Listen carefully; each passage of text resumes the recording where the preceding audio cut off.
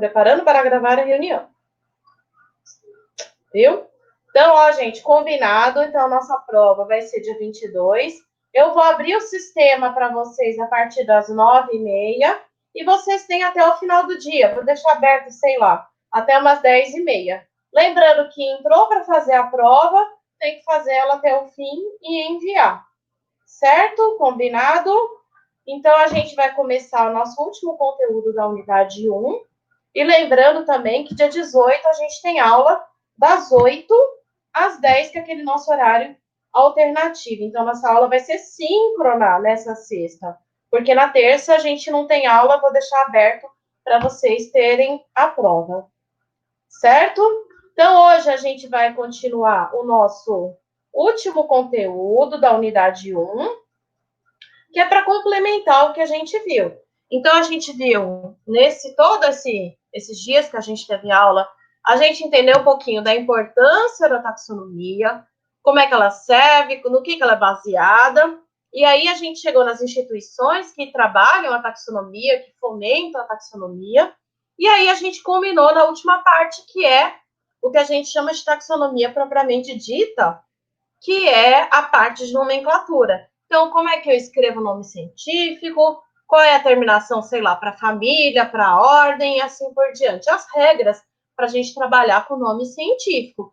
Então, lembra, a gente tem um nome popular. Não, lembra do exemplo lá da erva cidreira que eu dei para vocês? Pedi para cada um imaginar uma erva cidreira e imaginar na cabeça, e eu mostrei 3 plantas diferentes que têm como nome popular erva cidreira.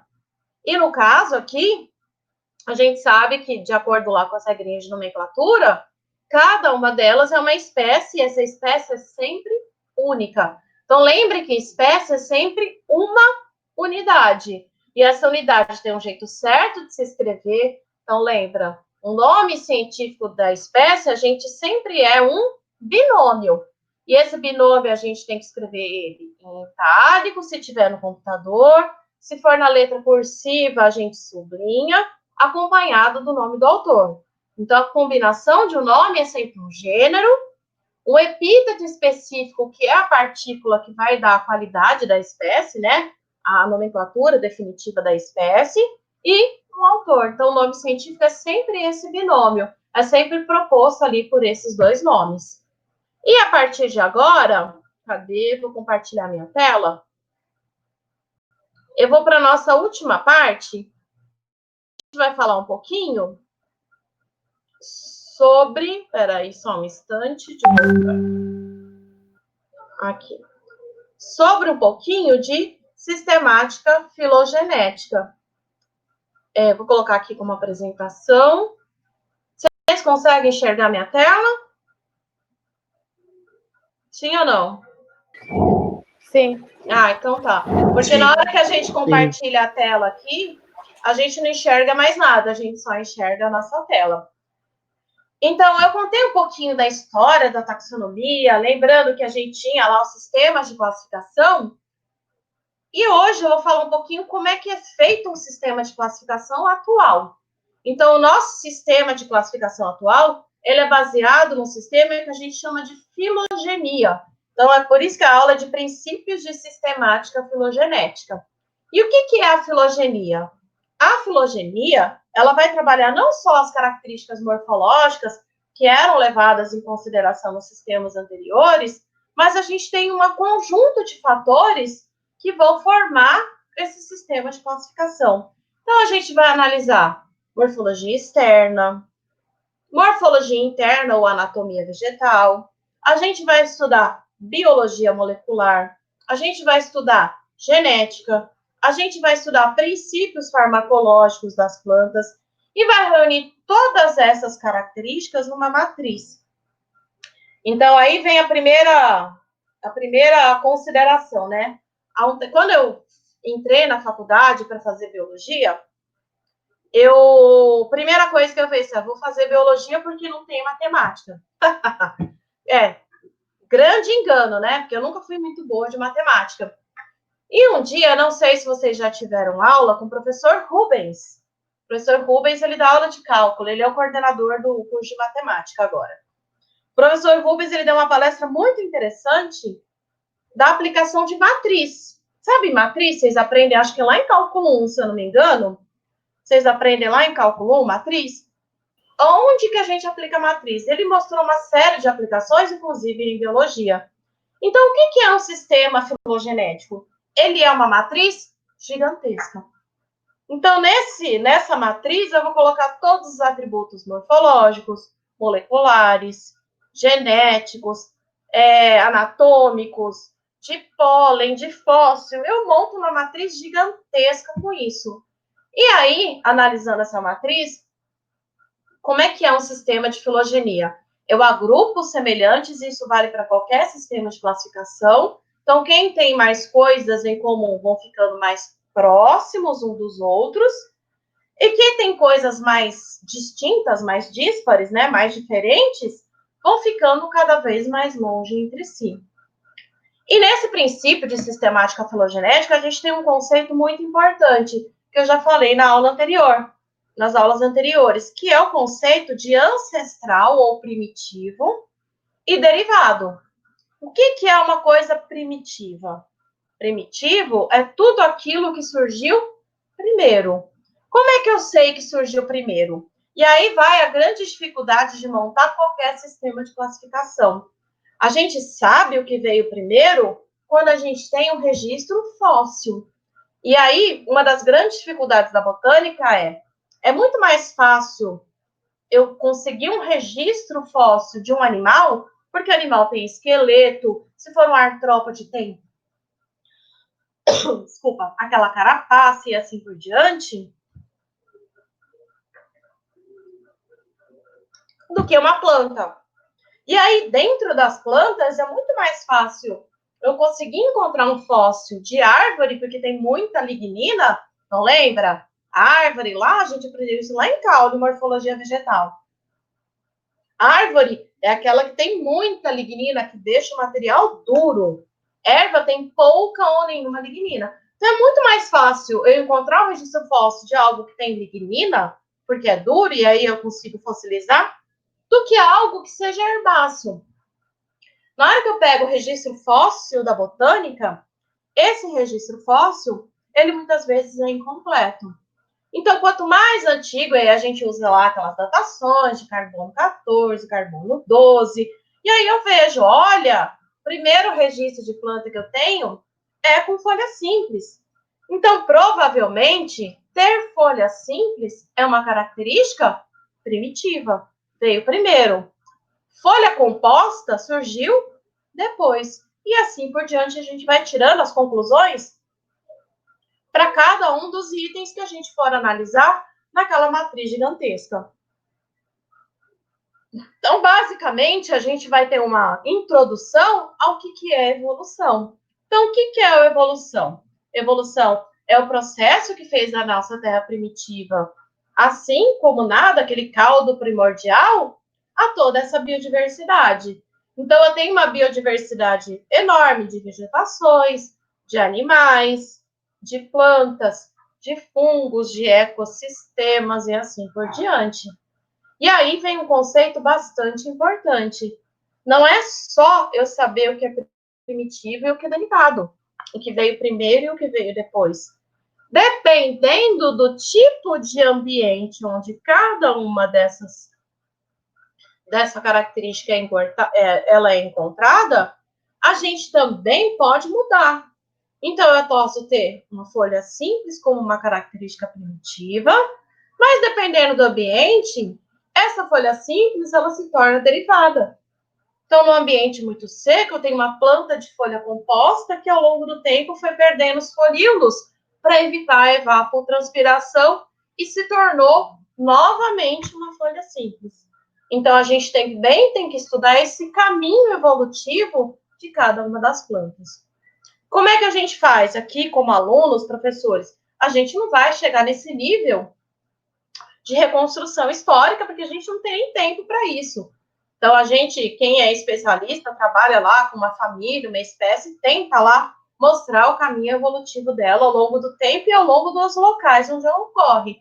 A gente não, a gente vai se limitar a entender como é que essas características surgiram.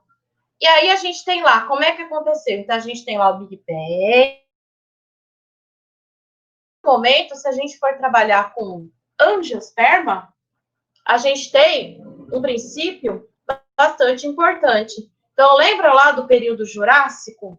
O período Jurássico, aquele onde tinha os dinossauros, foi quando ocorreu uma das grandes catástrofes naturais. Então, para quem já estudou história evolutiva, viu isso lá em geografia, na escola, a gente tem lá o fenômeno do meteoro, esse meteoro caiu na Terra, mudou o clima da Terra, então a gente cai lá o meteoro, seguido por um período enorme de glaciação, então ficou muito fria a Terra. E nesse momento, eu tenho uma série de seres viventes na Terra que acabaram subindo. Então, nesse período Jurássico, a gente tem a extinção de um grande grupo, que eu acho que todo mundo já ouviu falar, que são os dinossauros. Então, para quem lá, o Jurassic Park, lá o filme lá do dinossauro, chama Jurassic Park, porque eles eram dominantes no período Jurássico. E após esse período ali de catástrofe, eles foram extintos.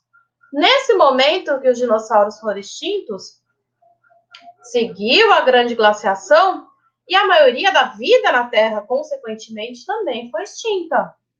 Nesse momento, eu tenho o surgimento, aí começa a esquentar novamente a Terra, então começa a diminuir a glaciação, a Terra volta a esquentar e surgem no próximo período, que é o Cretáceo, as angiospermas. São as plantas que têm flores e frutos. E aí a gente pode fazer um paralelo. Quem falou sobre isso? Eu já contei um pouquinho na história da botânica, mas o Darwin falou sobre isso, né? Então, ele mostrou um pouquinho da evolução, principalmente com exemplos com animais. Muito mais fácil você explicar a evolução com exemplo animal do que com planta. As pessoas têm um apelo maior, é mais fácil de se entender. Eu adoro essa figurinha do Michael Jackson, que mostra como o Michael Jackson evoluiu, tadinho. Ele nem tá mais vivo aqui, ó. 2022, tadinho, já foi. E aí a gente tem esses dois caras. Esses dois caras foram os que mais trabalharam com evolução. Então, o Ernest Mayr, ele falou que evolução organiza o caos de diversidade na natureza. Então, a partir do momento que os organismos vão evoluindo e conquistando o seu lugar na Terra, na própria natureza, eles vão se estabelecendo relações e vai organizando esse caos. E o Dobzhansky fala que nada em biologia faz sentido senão a luz da evolução. Se a gente não estuda evolução, a gente não consegue entender como é que os organismos estão presentes e como é que eles se relacionam. Então, na hora que a gente pega ali uma visão primitiva, antigamente a gente dividia todos os seres viventes em dois reinos, animal e vegetal. Apenas isso. Então, a gente tinha essa visão tradicional, então, ou era planta ou era bicho. E aí a gente passa, ao longo do tempo, a gente aumenta essa visão. Então, essa visão de animais e plantas, elas mudam de acordo com as ferramentas que a gente vai adquirindo. Então, aí a gente tem a descoberta do microscópio, a gente tem como é que funciona a genética, a gente tem outras ferramentas e a gente começa a entender que a vida não é só animal e planta. A gente tem 5 reinos. Então, a gente tem o reino Monera, que são os indivíduos que são procariotos, lembra? Não tem núcleo organizado. Esses são os seres mais primitivos, porque surgiram primeiro, basicamente bactérias e cianobactérias. Aí a gente tem o reino que são os protistas. Os protistas já são seres eucariontes, então lembra, tem núcleo organizado. São basicamente os protozoários e as algas. A gente tem o reino plante. Então, no reino plante, a gente tem as plantas de modo geral. Então, a gente tem a representação dos musgos, são as briófitas, pteridófitas, gimnospermas e angiospermas, de modo geral, e uma alga verde aqui na base. Os fungos, que são seres que são bem diferentes de animais e plantas, que tradicionalmente foram estudados durante muito tempo junto com planta. Então, a gente associa muito fungo com planta, mas são reinos distintos, e os animais. Então, a gente tem 2 domínios, né? A gente chama antes de... Acima do reino, a gente tem o domínio. Domínio procária, que é procariontes, e eucariontes, são os 2 domínios. Essa visão, eu tenho certeza que todo mundo aprendeu lá na escola, até na própria universidade.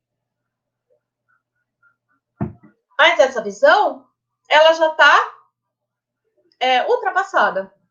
A gente tem hoje, que é a visão mais recente, que é a divisão dos grupos em 6 reinos. E aí, o que aconteceu para ter 6 reinos? Basicamente, a gente pegou aquele domínio anterior, que é os procariontes, lá no reino moné, grupos. Quem são esses grupos? As eubactérias, que são as bactérias verdadeiras. Toda vez que vocês virem o eu na frente de qualquer palavra, significa verdadeiro. E as arquibactérias. Arque significa arcaico, antigo. Então, é basicamente separar as bactérias das algas azuis. Lembra das cianobactérias? É basicamente separar. A gente sabe que daqui a pouquíssimo tempo, esses 6 reinos, eles vão se dividir em mais reinos. Por quê? O reino protista, ele é uma grande bagunça. Então, eu tenho indivíduos eucariontes, porque tem núcleo organizado, mas tem seres unicelulares e multicelulares ali dentro. Só para vocês terem uma ideia, eu tenho protozoário, que é muito mais associado com animal, e algas vermelhas, pardas, marrons e assim por diante, no mesmo grupo.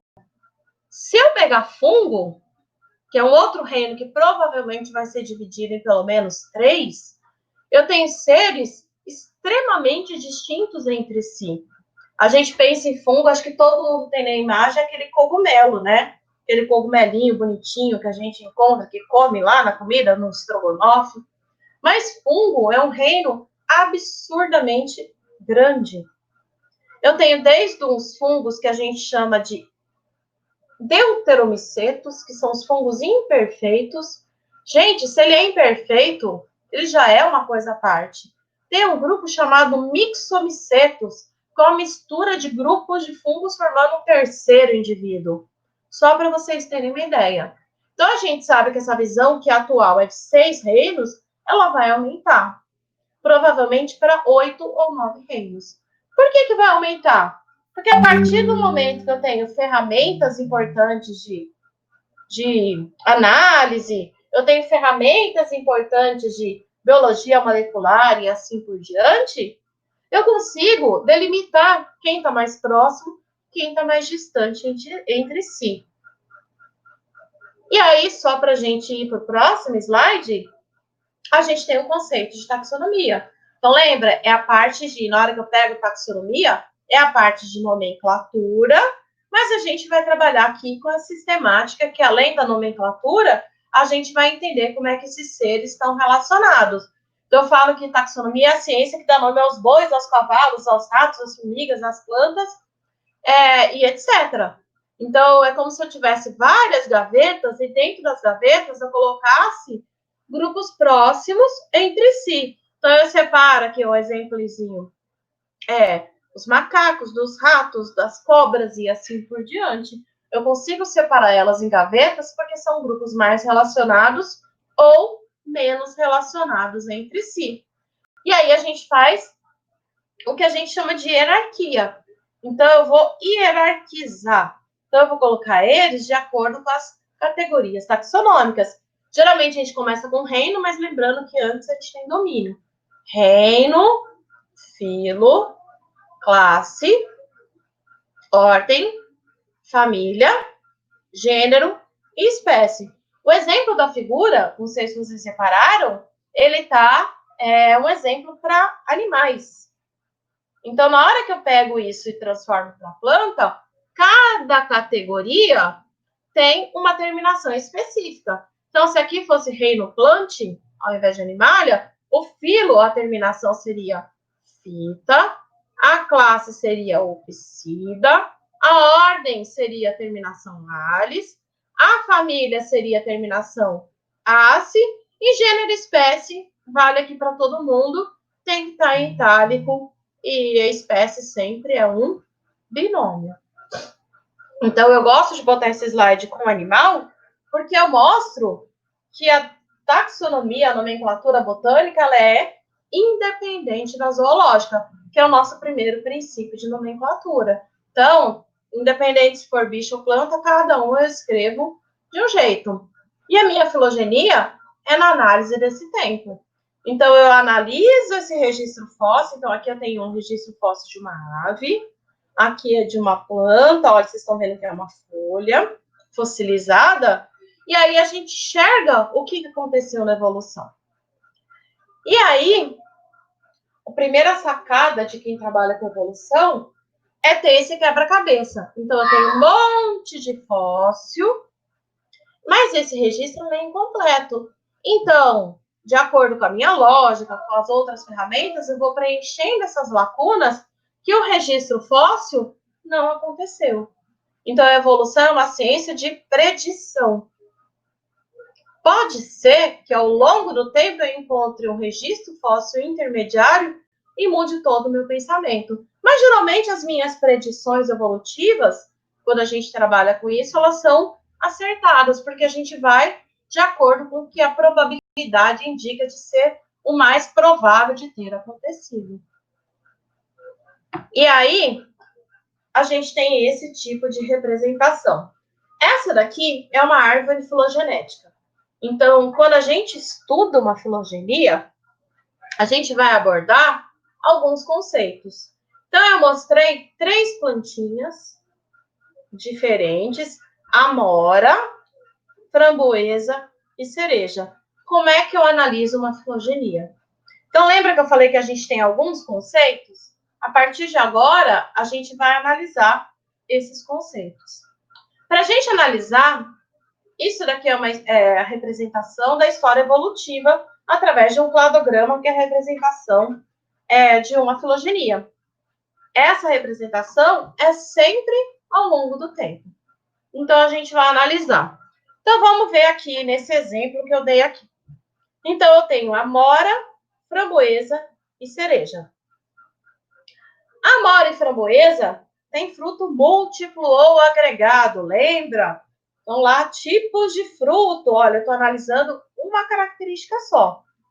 Já a cereja tem fruto simples. Alguém lembra que fruto simples é esse da cereja?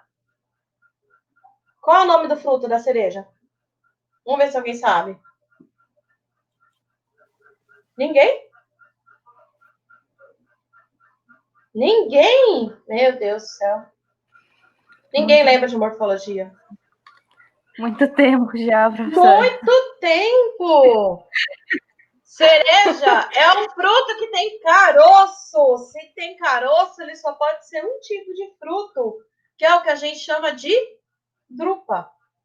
Então, lembra, caroço é a fusão de uma parte, a última parte do fruto, a parte interna do fruto, com a primeira parte da semente, que é a casca da semente. Aí forma uma estrutura mais rígida que a caroço. Então, cereja, abacate, manga, coco e assim por diante, são frutos que têm caroço, a gente chama eles de drupa. Fruto múltiplo é quando eu tenho vários frutos agregados, ó. Cada uma dessas bolinhas da framboesa e da amora é um fruto que acaba formando um fruto único, por isso que chama fruto múltiplo. Cada um desses aqui é um frutinho que acabou ficando agregado, porque eles vêm do gineceu que a gente chama de diale carpelar. Então, dentro da minha flor, eu tenho vários ovários. Cada um desses ovários formou um frutinho unido entre si. Na cereja, vem de um gineceu, gama, carpelar ou unicarpelar, formando ali um único fruto inteiro. Então, daqui eu vou abrir minha flor, eu vou achar um ovário só. Aqui eu abro minha flor, eu tenho um monte de ováriozinho ali na região feminina. Tirando o conceito de morfologia, vamos analisar? Então, na hora que eu analiso, eu tenho 2 ramos. Um que é o de fruto múltiplo, outro que é o de fruto simples. Então, eu sei que a amora e framboesa tem fruto múltiplo e a minha cereja tem fruto simples. Vamos ver se vai dar certo aqui. A minha característica primitiva, e aí hoje a gente vem o nome dos conceitos, que é o que a gente chama de plesiomorfia ou caráter plesiomórfico.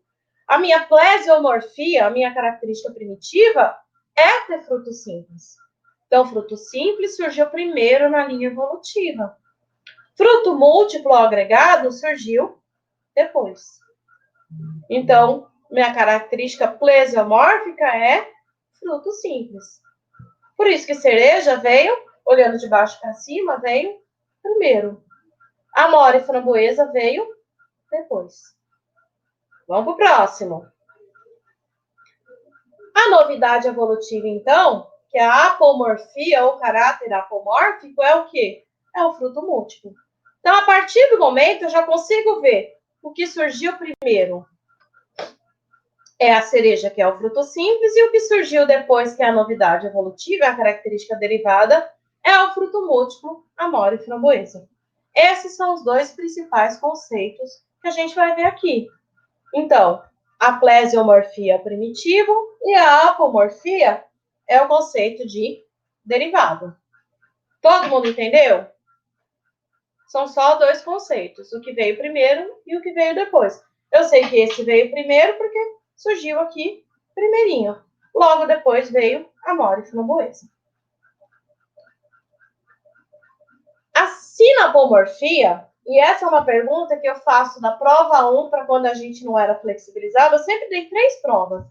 Eu pergunto o que é sinapomorfia na prova 1, na prova 2 e na prova 3. O conceito. O que é sinapomorfia ou caráter sinapomórfico?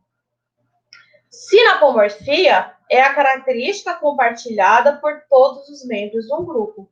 Então, vamos dar uma olhada? Amora e framboesa têm o que em comum? Elas têm fruto múltiplo em comum. Então, a sinapomorfia para amora e framboesa é fruto múltiplo. Todo mundo entendeu? Então, ó, se eu puxar a linha, ó, vamos puxar a linha? Puxa a linha aqui da amora, eu caio no nó. Então, a bolinha a gente chama de nó. Puxa a amora da framboesa, opa, caiu no mesmo nó. Se elas caíram no mesmo nó, elas têm uma característica em comum, que é fruto múltiplo.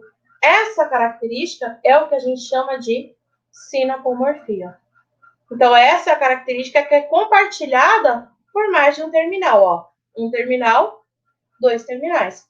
Se eu puxar a cereja, a bolinha da cereja, ó, cai aqui. Não cai na mesma bolinha, não cai no mesmo nó da amora e framboesa, que é o fruto simples. Todo mundo entendeu? Sim ou não? Sim. Sim? Então, vamos lá. Então, isso daqui é a característica compartilhada pela amora e pela framboesa, que é a sinapomorfia. O próximo conceito é o que a gente chama de grupo irmão. Quem é o grupo irmão? Então, vamos pensar no conceito de irmão, como vocês conhecem? Para quem tem irmão, o irmão é aquele que é geneticamente mais próximo a você. Então, se eu pegar o DNA seu e do seu irmão, eles vão ser extremamente semelhantes, porque vocês têm o mesmo pai e a mesma mãe. Na hora que a gente analisa que é a filogenia, amora e framboesa não está pertinho um do outro? Esses aqui, amora e framboesa, são grupos irmãos entre si. É o parente mais próximo. É o que é semelhante, mais semelhante filogeneticamente a outra. Então, o próximo conceito é esse conceito aí de grupo irmão. Repara que cereja tá avulso. Cereja não tem ali um grupo irmão, mas amora e framboesa sim. Então, gente, isso daqui eu estou pegando só um raminho de uma filogenia. Que é para a gente entender cada um dos conceitos. O que a gente vai fazer na hora que a gente for ver um cladograma de angiospermas, de gimnospermas? A gente vai entender esses conceitos, mas numa visão ampliada. Então, quem é irmão de quem? Quem é mais próximo? Quem é mais distante entre si? Quem é o primitivo e quem é o derivado? Então, na hora que a gente pega o conceito, eu gosto ali, o exemplo é de animal, é o exemplo do homem, mas funciona bem. Se eu pegar a palavra sinapomorfia, é a característica compartilhada por todos os membros do grupo. Sim significa junto ou compartilhado. Apo vem de característica derivada. E morfia é a característica morfológica mesmo. Então, é a característica compartilhada por todos os membros do grupo. Então, tanto o Australopithecus, que é o homem primitivo, depois o Homo, que aí depois vem o Homo sapiens, todos eles compartilham o quê? A caixa craniana grande. Se eu pegar um outro conceito, aí a gente consegue entender mais um outro conceito. Autapomorfia é a característica derivada exclusiva de um grupo. Então, a gente tem o Australopithecus, um outro tipo de homem e o Homo sapiens. A testa alta, ela é exclusiva do Homo sapiens. Opa! Ela é exclusiva. É uma característica derivada, porque surgiu depois, e é exclusiva do Homo sapiens. Esse é um outro conceito. Se a gente pegar um outro conceito, lembra que eu ensinei para vocês o que era plesiomorfia? Tira o sim aqui. Plesiomorfia é a característica primitiva. Se tem o sim na frente, é porque é compartilhada. O que o Homo sapiens e o Australopithecus têm compartilhado em comum? Todos eles são bípedes. Mas ser bípede é uma característica primitiva, mas ela é compartilhada por 3 ancestrais distintos ali, o Australopithecus e o Homo. Então, é a característica primitiva presente num grupo. E aí a gente vai para o nosso mesmo exemplo ali de planta. Então, lembra, a gente sempre olha o nó. Então, a gente sempre, quando for analisar uma filogenia, puxa o ramo e vê onde ele termina. Então, a gente tem o nó aqui e o nó aqui. O que a gente tem? O próximo conceito, ele é muito importante, é um conceito que a gente chama de monofiletismo. O que é ser monofilético? Monofilético é aquele que tem um único ancestral comum. E essa é a primeira regra de quem trabalha com filogenia. Para quem trabalha com filogenia, o objetivo é sempre separar os grupos monofiléticos. Nem sempre vai dar certo. Então, eu sempre agrupo quem tem o mesmo ancestral comum, e aí vai surgindo os que a gente não conseguiu agrupar. E aí a gente vai explicando. Então, monofilético é eu puxar e descobrir aonde que está o ancestral, aonde que vai cair no nó. Então, se eu puxar a linha aqui da framboesa, opa, ela vai cair aqui. Se eu puxar a linha da amora, não vai cair no mesmo ponto? Não vai cair no mesmo nó? Então, amora e framboesa são um grupo monofilético, porque elas derivam de um único ancestral comum. Vamos analisar a cereja em separado? Se eu pegar a cereja e puxar, ela também deriva de um único ancestral. Mas vamos pensar maior? Vai ter ali na frente, eu vou explicar. E se eu quiser analisar se framboesa e cereja têm o mesmo ancestral? Elas vão ter o mesmo ancestral? Sim ou não? E aí eu preciso da resposta de vocês. Framboesa e cereja são um grupo monofilético? Não. Não? Não. Muito bem. Por quê? Se eu puxar a linha da framboesa, eu não vou cair. Olha o meu mouse não querendo funcionar. Eu não vou cair aqui? Se eu puxar a linha da minha cereja, eu vou cair aqui. Caiu no mesmo ponto? Não caiu. Então, elas não têm o mesmo ancestral. Então, framboesa e cereja não são um grupo monofilético. Mas amora e framboesa, sim. Todo mundo conseguiu entender isso? Sim ou não? Isso é o mais importante. Sim. Esse é o principal conceito da aula de hoje. Conseguir identificar o que é um grupo monofilético. Então, vou continuar aqui com a apresentação. Então, na hora que eu pego amora e framboesa são monofiléticos. Se eu puxo a linha da amora, vai cair aqui. Se eu puxo a linha da framboesa, cai aqui. caiu no mesmo ponto, eles têm o mesmo ancestral em comum.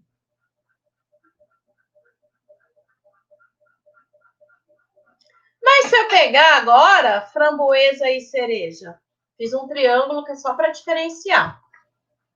Se eu pegar framboesa e cereja, eles não são um grupo monofilético, porque cada um cai num nó diferente. E aí vem o segundo conceito que eu quero que vocês entendam. Não é monofilético, mas eles são parafilético. O que é parafilético? Para significa ao lado. Não está um do lado do outro? Ó, eles são paralelos entre si. E é por isso que framboesa e cereja são um grupo parafilético.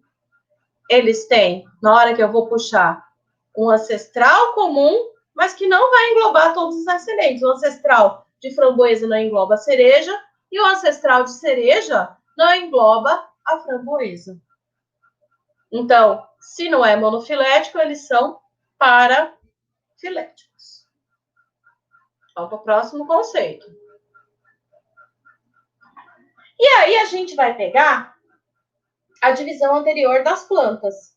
Então, antigamente, a gente separava as angiospermas em monocotiledôneas e dicotiledôneas. Então, vamos dar uma olhada?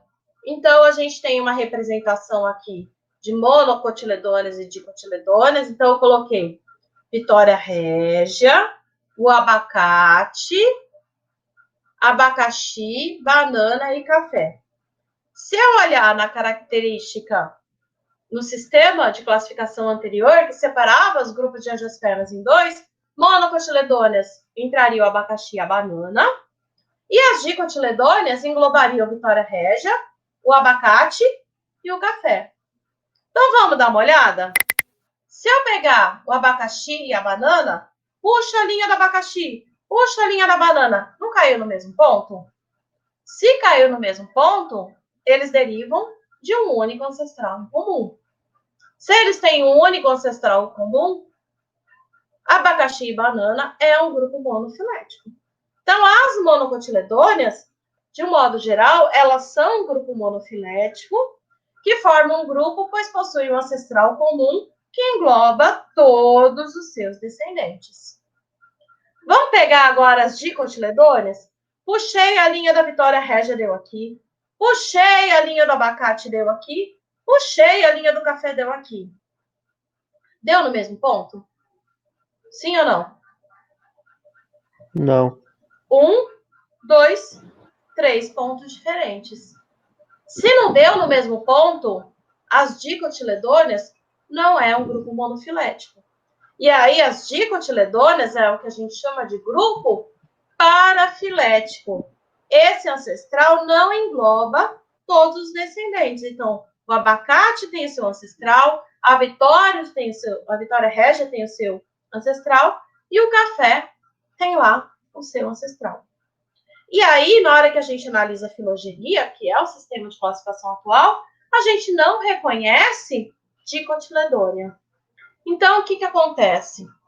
A gente pega as dicotiledôneas e divide elas em 3 grupos. Um que vai englobar os parentes da Vitória régia, um outro grupo que vai englobar os parentes mais próximos do abacate e um outro grupo muito grande que vai englobar os parentes do café. Esse primeiro grupinho, a gente vai ver lá na frente. Ai, meu Deus, meu mouse hoje está querendo brigar comigo. A gente tem o primeiro grupinho da Vitória régia, que é o que a gente vai chamar de paleoervas, a gente vai ver isso mais para frente. O abacate, que vai formar o grupo das magnolídeas, e o café e todos os seus semelhantes vão formar o grupo das eudicotiledôneas. Que eu falei que o eu significa verdadeiro, que são as dicotiledôneas verdadeiras. E aí a gente vai resgatar. O que separa uma monocotiledônea de uma dicotiledônea? É número de cotilédones? Com certeza. Um cotilédone, monocotiledônea. 2 cotilédones, dicotiledônea. Lembrando que o cotilédone é a folha embrionária da planta. Então, na hora que a gente bota a sementinha para germinar, Aquele cotilédone que abre do feijãozinho são 2. Se eu pegar uma semente, sei lá, de uma palmeira, por exemplo, vai sair um só. Uma folhinha embrionária e 2 folhinhas embrionárias. Outras características, monocotiledônia tem raiz fasciculada. Quando a gente tem flores completas, a gente tem flor trímera, ou seja, em número de 3. A gente tem mais uma inervação das folhas paralelas e assim por diante.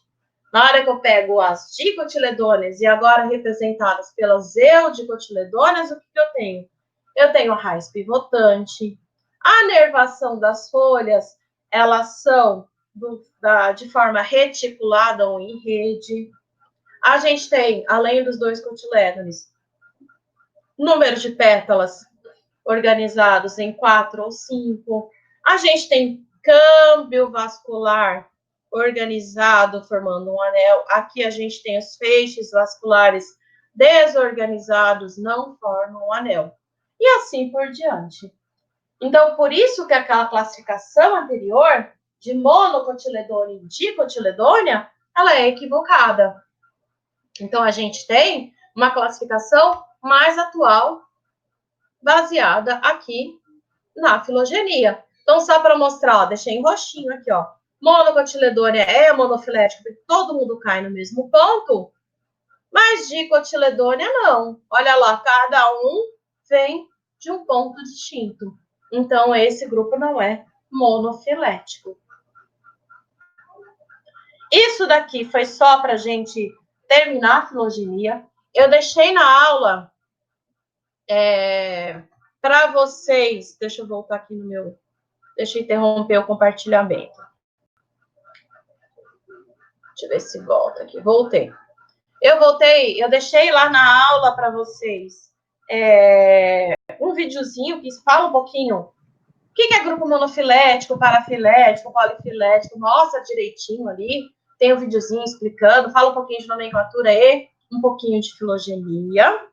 E eu deixei para vocês tentarem fazer. Eu deixei 2 listas de exercício. Uma que é para me entregar, que, se eu não me engano, é a parte 1. E outra que é para vocês, para a gente tentar fazer junto. Então, a gente tem um tempinho aqui que eu gostaria que vocês tivessem tentado. Deixa eu mexer aqui rapidão no chat. Tá.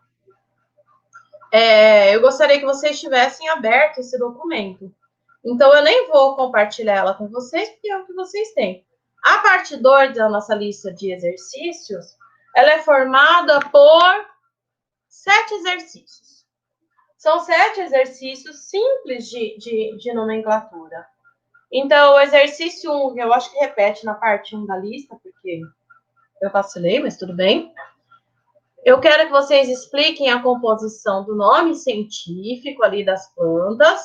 Então, a gente tem lá: analisa a nomenclatura empregada para as espécies, indicando gênero, epíteto específico, autor e o que cada um fez no nome.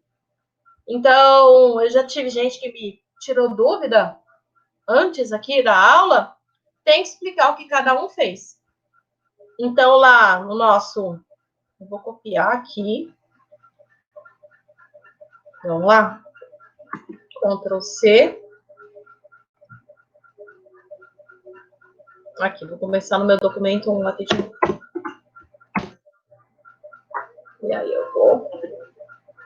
eu tenho lá o primeiro exercício. Então, eu vou compartilhar a tela, mas eu gostaria que vocês abrissem o microfone e respondessem junto comigo, que é para ver se vocês vão entender como é que funciona aqui o exercício de nomenclatura. Então, eu vou compartilhar a tela. Cadê aqui? Então, esse daqui é o exercício 1. Então, é para vocês explicarem o que cada um fez no nome, e assim por diante. Então, vamos lá.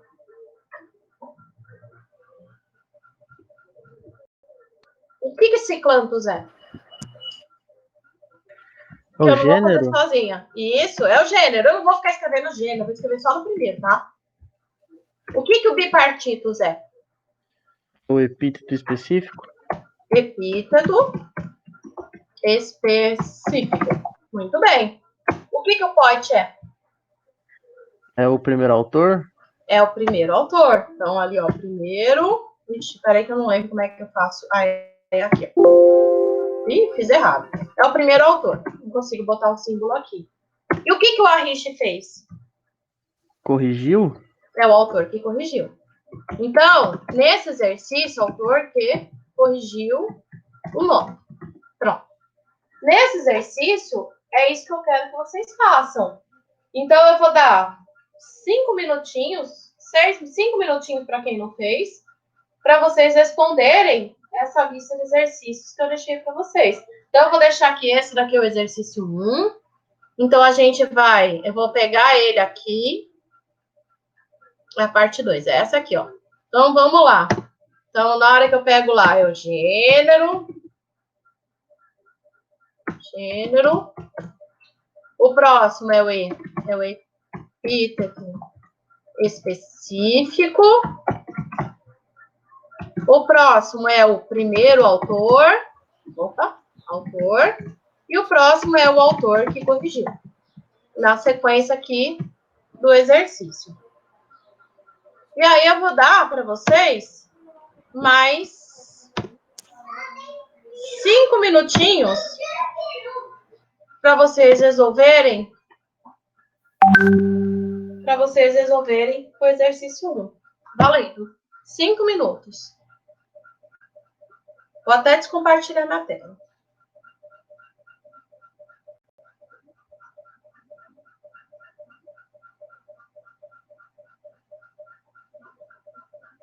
Deixa eu voltar aqui. E aí eu gostaria que vocês tentassem resolver esse exercício. 5 minutinhos para vocês fazerem.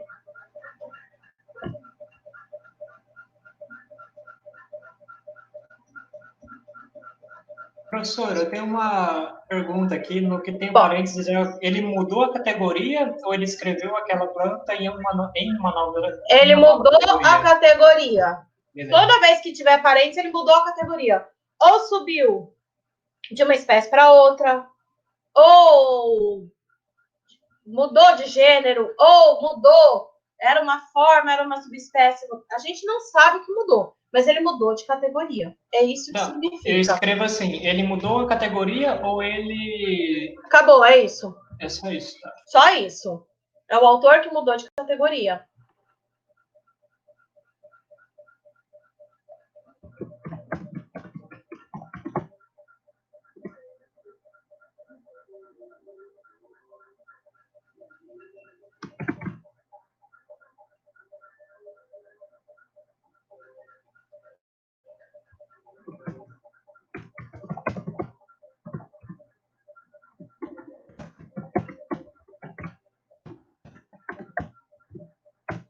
Cinco minutinhos, tá, gente?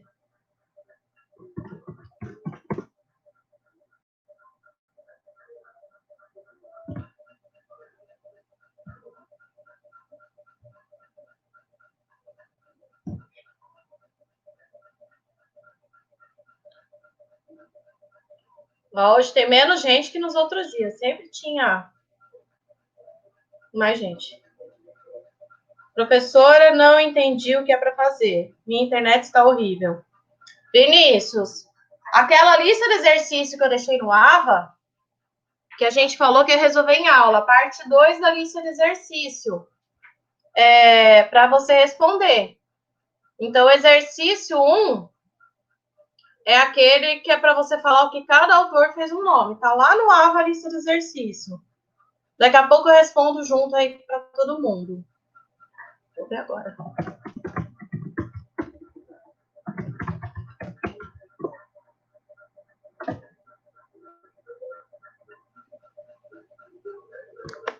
Aqui.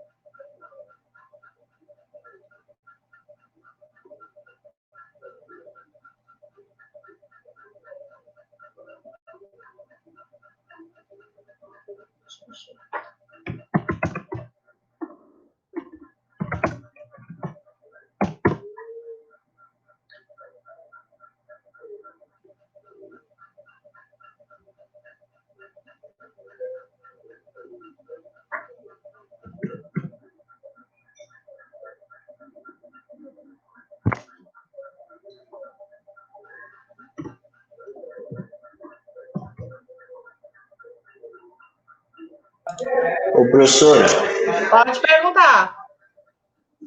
ali é a lista 1 e a 2 é para entregar Para entregar sexta-feira? Não, é só um na sexta-feira. Só um. Ah, certo. E a 2 É. não tem data ainda. A 2 é para a gente fazer aqui. Ah, tá, entendi.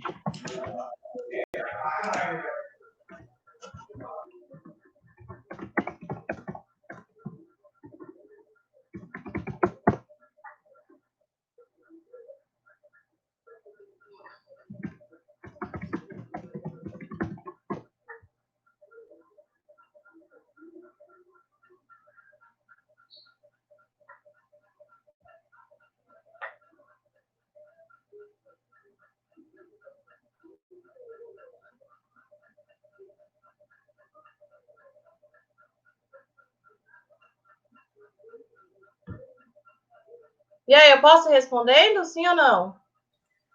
Bora Pode fazer sim, junto, professora. então? Então, vamos lá. Deixa eu compartilhar de novo a minha tela. Cadê compartilhar áudio? Compartilhar. Não deixa eu achar que é essa aqui. Então, vamos lá?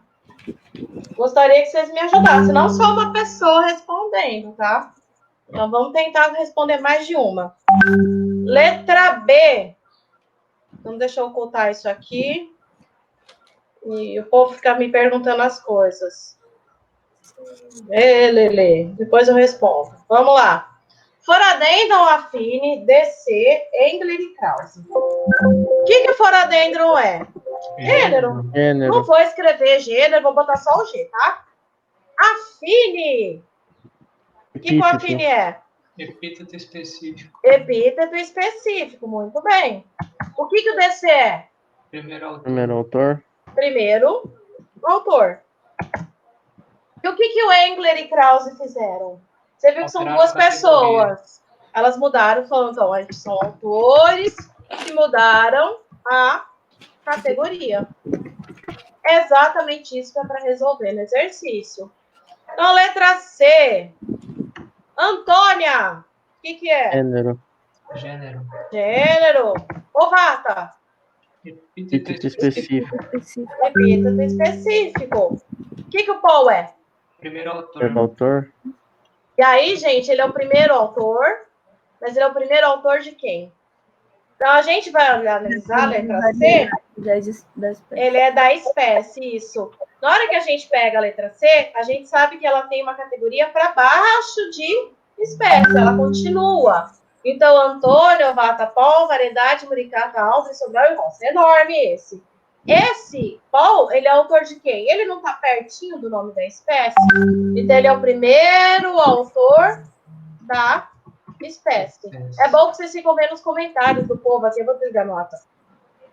Pelo amor de Deus. Senão o povo vai ficar falando aqui comigo. Pronto. Pelo amor de Deus. O que o Muricata é? Primeiro autor da variedade. O Muricata. É a espécie. Opa, Não. Variedade. Ah, o gênero? Não. É. Ele tá em minúscula. Se ele tá em minúscula, ele é o quê? Nome da variedade, professor? Como é que chama o nome da variedade? Não é nome da variedade. Ele é o epíteto. Opa! Específico. Opa! Sem querer aqui, eu fiz uma média aqui. Ele é o epíteto específico da variedade. Como é que eu sei isso? Mesmo que eu não soubesse o que é var.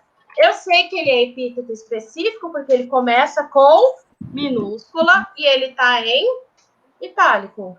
O que o Aubli é? Autor da primeira variedade? Primeiro autor da variedade? Primeiro autor da variedade, exatamente isso. O Aubli é o primeiro autor da variedade. E o que Sobral e Rossi fizeram? Mudaram a categoria da variedade. Isso. Autores que mudaram categoria da variedade. Variedade. Então, na hora que eu pego o nome, eu acho que assim, o mais completo de todos, eu acho que é esse da letra C. É o que aconteceu muita coisa. O que eu quero que vocês entendam? Esse nome, ele mudou ao longo do tempo. Então, ele foi mudando ao longo que foi descobrindo ferramentas, foram estudar a espécie. Então, provavelmente, esse muricata, ele era uma forma que é abaixo de variedade. E aí ele subiu de categoria para variedade. A gente não sabe o que aconteceu. Eu só estou dando um exemplo do que pode ter acontecido. Então, vamos lá, letra D, córdia. O que córdia é? Gênero. Gênero, começa maiúscula, tá em itálico? É gênero. O que hermanifólia é? Epíteto específico. Epíteto específico de quê? Ele é o epíteto específico da espécie. Isso. Espécie. O calicina é o quê? Epíteto específico da variedade. Da variedade, exatamente. É o epíteto específico da variedade. E o que o Chan é? O autor, primeiro Primeiro autor. autor. De quê? Da variedade. Por quê? Tá depois dela. Então tá. Você viu que Das- do lado de hermanifólia não tem nada?